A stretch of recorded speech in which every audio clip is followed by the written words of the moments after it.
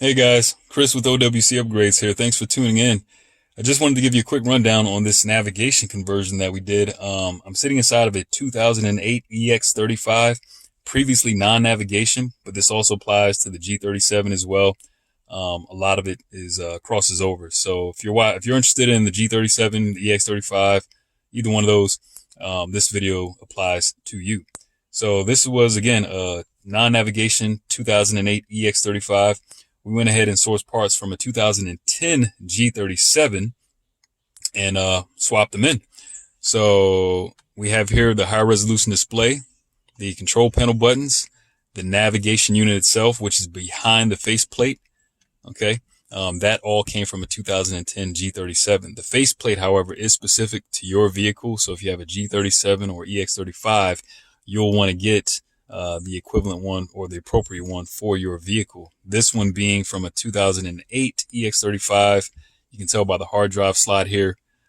That's one of the giveaways that it's the older navigation faceplates, but it's still completely compatible with the 2010 stuff. So that gives you a few more options if you're in the market or you're considering this conversion. Either way, we've compiled a full list of all the parts and stuff that you need to make this work, and you can refer to that list outside of this video.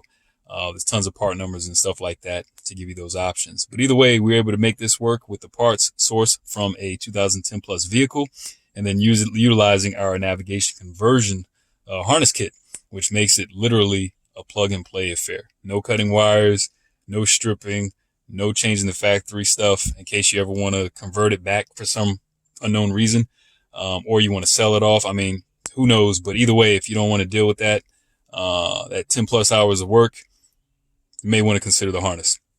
If not, you can also do this conversion, just go ahead and get a factory harness and then chop it up, splice it, solder it, that kind of thing, pin it out, and you can make it work, but it does take quite a bit of time, which is why we came out with the conversion harness kits to simplify that and make it a drag and drop affair. Anyway, just wanted to give you an idea or a rundown on some of the features that are inside the navigation unit. So let's go ahead and fire it up.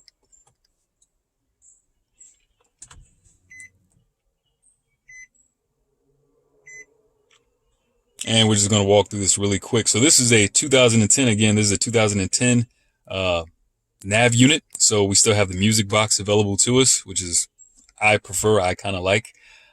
Some guys don't care about it. Some don't know it exists and some want it. But either way, it's there in the 2010, 2011 NAV unit. So that's something to consider if you're in the market for this. I think that went away in 2012 due to licensing issues, but it's just something to think about. Again, that's noted in the parts list and everything that we've outlined separate of this video. So we got the music box. Just to give you, since we're sitting here looking at that, go to the menu. You can see, you're now playing your music library, whatever, you have stored in here. It's got some pretty neat features and stuff. Okay. You can sort it by artists, songs, and so forth. Of course, you got tons of different stuff to scroll through and play with. Let's go back. Of course, you got your regular radio stations and stuff. Bluetooth. So here we have Bluetooth for phone calls and, of course, audio streaming, something that did not exist on the previous versions. Of course, you have the ability to play CDs and DVDs as well. Okay, and then back full circle to music box. This being a NAV unit, you're going to have NAV. So you can hit destination here. Okay, NAV comes up. Of course, it's also a touch screen. It's not just higher resolution, but it's also a touch screen. Okay, you got your route, guidance settings, route settings. Go back to the map. Again, touch screen. You can bookmark, save stuff, go back. Okay, phone. Okay, it's trying to connect. I haven't connected my phone to this, but in just a second here, you'll see it time out and show what phones are available, or if you like to connect the phone, you can do so. Okay, searching for a phone, cancel that for right now. That's great. Connected phones shows you the phones that are in your system. Let's go back. Let's go to info, fuel economy stuff. maintenance, reminders, and stuff like that. Where am I? I'm lost in this world. It is 2021. Let's go back. Traffic info. Okay. To get, satellite radio, of course, you have to have a subscription. Also, you'll have to have a satellite antenna, okay, which you may or may not already have in your vehicle, depending. It's always specific to the vehicle, but if not, we have that option with the harness kits. Weather info, again, part of the satellite radio subscription and all. Map updates if it comes time to do an update. Okay, so this being a 2010, it's actually DVD based versus the 08 to 09, or sorry, the 07 technically to 09 NAV setups. The older ones were hard drive based. So this right here, you don't need a dealer. You just get the DVD and you can do navigation updates, but of course you got to pay for it. Version, in case you're wondering what version you're on. Also, if you're in the market, that's probably something maybe to consider. You can check to see, if they have like later maps, that kind of thing. More recent GPS position. Okay. Then you got in settings here, navigation. Okay, address books, map views, guidance stuff. I'm not going to click on all these, but I'm just kind of scroll through here so you can get a rundown. If I'm going too fast, you can always pause the video. Okay, let's go back. Okay, audio settings.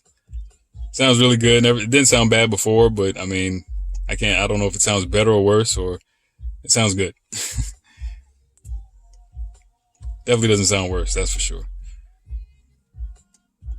Bluetooth settings. Okay, connect Bluetooth. All that good stuff. Volume control. Audio volume, guidance settings, incoming calls. It's all separate. Display adjustment, color theme, black, or let's see what else we got. Black, brown. Okay, and you can see it changes the backdrop there. It's pretty cool. So you got, looks like 3 different choices there. Display adjustment. Let's go back to that really quick. Okay, yeah, brightness and background color, stuff like that. Clock settings, others. Let's use some others. Yeah, comfort. Interior illumination settings. I mean, all kinds of stuff that the non-nav, the old non-nav at least, didn't have. That's for sure. Voice recognition, camera, predictive course lines. Turn that on. By the way, the camera and everything works flawlessly. This vehicle did not have a rear view camera either. That was also added at the same time. So if I just put it in reverse really quick, just a moment here. Let's see.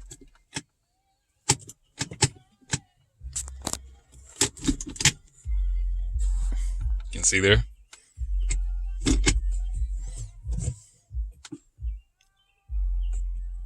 Okay, scroll down, image viewer. Please insert USB. Okay.